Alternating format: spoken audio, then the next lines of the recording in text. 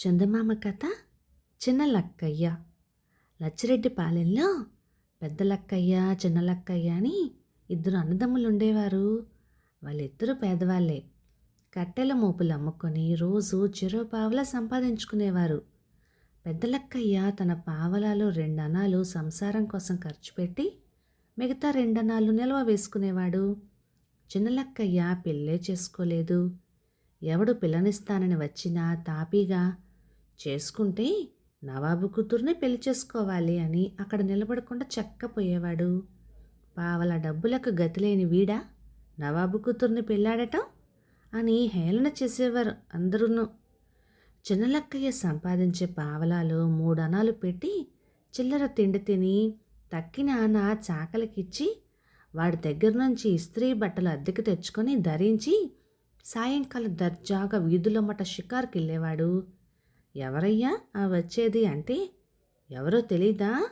హైదరాబాదు నవాబు గారి అల్లుడు చిన్నలక్కయ్య గారు అనేసరికల్లా ఊళ్ళో వాళ్ళందరూ సరదాగా నవ్వుతూ ఉండేవాళ్ళు. ఒక మాట పెద్ద ముసురు పట్టి కట్టెల కోసం వెళ్ళటానికి వీలేకపోయింది. చిన్నలక్కయ్యకు నిలవ సొమ్ము లేకపోవటం చేత చేసేది లేక ఒక రావి చెట్టు కింద వర్షానికి తడుస్తూ నిలబడ్డాడు. తొలినాటి రాత్రి వర్షానికి ఆ చెట్టు మొదట ఉన్న మెరక మట్టి చాలా మటుకు కొట్టుకుపోయింది. వాడు యథాలాపంగా కాలి బొటన వేలుతో అక్కడ ఇక్కడ ఉన్న మట్టిని మెటకరించబోయేటప్పటికీ ఏదో వేలికి తగిలినట్లుగా అయ్యింది. ఏమిటి చెప్పమా అని అలానే కూర్చొని చేతులతో చుట్టూ ఉన్న మట్టిని తీసేసరికి ఒక బిందె, అందులో వరహాలు కనపడినాయి. వాడు ఎగిరి గంతేస్తూ తిన్నగా చాకలి వాడింటికి పరిగెత్తుకుపోయి 2 వరహాలు వాడికిచ్చి, ఒరే చాకలి, ఈ బిందె తీసుకుపోయి హైదరాబాదు నవాబు గారి అమ్మాయికిచ్చి లచ్చిరెడ్డిపాలెం చిన్నలక్కయ్య గారు పంపారు అని చెప్పు. ఎందుకు అంటే రవికల గుడ్డ నిమిత్తం అని చెప్పేసి చక్కా రా అన్నాడు. ఆ ప్రకారమే చేసి చక్కా వచ్చాడు చాకలి. హైదరాబాదు నవాబు గారి కుమార్తె ఆ వరహాల బిందెను చూసి, రవికలగుడ్డ నిమిత్తమే ఇన్ని వరహాలు పంపిన ఈ చిన్నలక్కయ్య ఎవరో కోటీశ్వరుడే అయ్యుండాలి అనుకుంది. కానుక పంపిన వాళ్ళకి తిరిగి కానుక పంపటం మర్యాద కనుక ఆమె నవాబు గారి సాలీలను రప్పించి సన్నటి పట్టు వస్త్రాలు నేయించుకురమ్మంది. వాళ్ళు నేసిన ఆ సున్నితమైన వస్త్రాలన్నీ ఒక కాటుకాయ భరణిలో ఇమిడిపోయినాయి. ఆవిడ మెచ్చుకొని ఆ భరిణను చిన్నలక్కయ్యకు కానుకగా పంపించింది. అలాంటి విలువైన బట్టలు ధరించి షోకుగా షికారుకి వెళ్ళటం చిన్నలక్కయ్యకు సరదాయే కానీ వాడి ఉద్దేశమే వేరు. ఆ దుస్తులు మళ్ళీ చక్కగా మడతపెట్టి భరిణలో పెట్టేసి ఆ భరిణను ఈ మాట నవాబు గారికి పంపించాడు. ఈ దుస్తులు తమ సాలీలు నేసినవేనని ఆ నవాబు గారికి తెలీదు. వాటిని చూసి ఆయన మురిసిపోయి, ఈ చిన్నలక్కయ్య ఎవడో నాకన్నా గొప్పవాడై ఉండాలి, లేకపోతే ఇలాంటి విలువైన దుస్తులు నేయించి నాకు పంపగలడా అనుకున్నాడు. ప్రతిగా ఎన్నో ఏనుగుల్ని లొట్టిపెట్టల్ని రప్పించి వాటి మీద వరహాల సంచులు కట్టించి చిన్నలక్కయ్యకి కానుక పంపాడు. లచ్చిరెడ్డిపాలెనికి ఏనుగులు లొట్టిపెట్టలు రావటం వెళ్ళటం ఇదంతా చూశారు, కానీ ఊళ్ళో వాళ్ళు ఎవరికి జరిగిన సంగతేంటో తెలీదు. ఏమంటే చిన్నలక్కయ్య ఆ వచ్చిన సంచులు పలానా అని తీసుకొని వాటిని ఆపలంగానే నవాబు గారి కూతురికి కానుకగా పంపించేశాడు. నవాబు కూతురికి ఆ సొమ్ము చూసేటప్పటికీ కళ్ళు మిరుమిట్లు గొలిపి వెంటనే ఆమె సపరివారంగా వచ్చి లచ్చిరెడ్డిపాలెం ఊరు బయట డేరాలో మకాం వేసింది. తన్ను చూడటానికి నవాబు కూతురు వచ్చిందని తెలిసేటప్పటికీ చిన్నలక్కయ్యకి గాబరా ఎత్తి వాడు పక్కనున్న అడవిలోకి పారిపోయాడు. అక్కడ సరోవరంలో దేవకన్యలు కొందరు కిరీటాలు గట్టు మీద పెట్టుకుని జలక్రీడ సలుపుతూ ఉన్నారు. చిన్నలక్కయ్య ఆ కిరీటాలన్నీ తీసి చెట్టెక్కి కూర్చున్నాడు. వాళ్ళు, నీవేమి కోరుకుంటే అది ఇస్తాము, మా కిరీటాలు ఇచ్చేయి, ఇవి లేకుంటే మళ్ళీ మా లోకానికి పోలేము నాయనా అని బతిమలాడారు.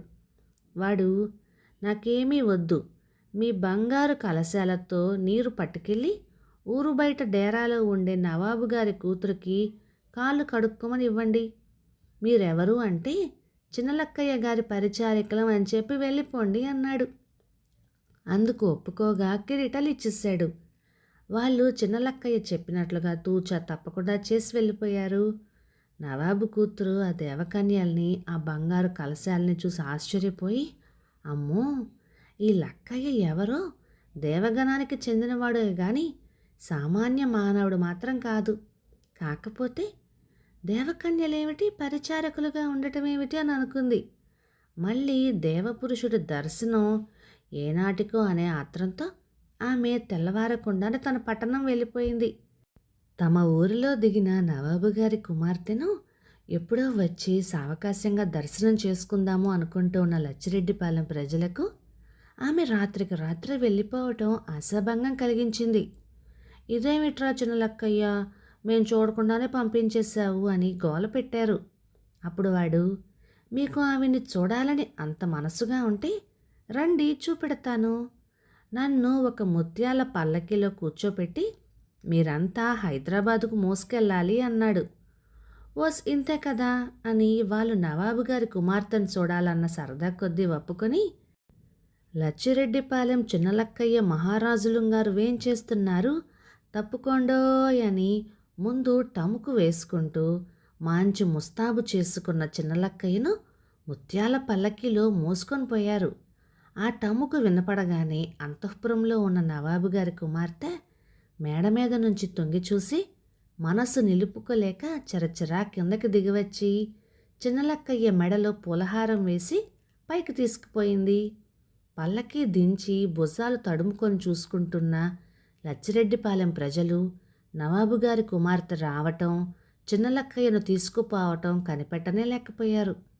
వాళ్ళు తలకో విధంగా చెప్పుకుంటూ అట్టే పైకి చూసేసరికి అంతఃపురంలో నవాబు గారి కుమార్తె చుట్టి ఇచ్చే తమలపాకుల చిలకలు అందుకుంటూ చిన్నలక్కయ్య చిరునవ్వు నవ్వుతూ వాళ్ళకి కనిపించాడు. కథ సమాప్తం. చిన్నలక్కయ్య చాలా అదృష్టవంతుడు కదా. ఇక ఈ కథ 1951 ఏప్రిల్ నెల చందమామలో వచ్చింది. రచయిత పాలంకి వెంకట్రామచంద్రమూర్తి గారు, మద్రాసు నుంచి. ఇక ఈ కథ మీకు నచ్చినట్లయితే లైక్ చేయండి, షేర్ చేయండి. ఇలాంటి మంచి తెలుగు కథల కోసం మన ఛానల్ని సబ్స్క్రైబ్ చేయండి. Thank you.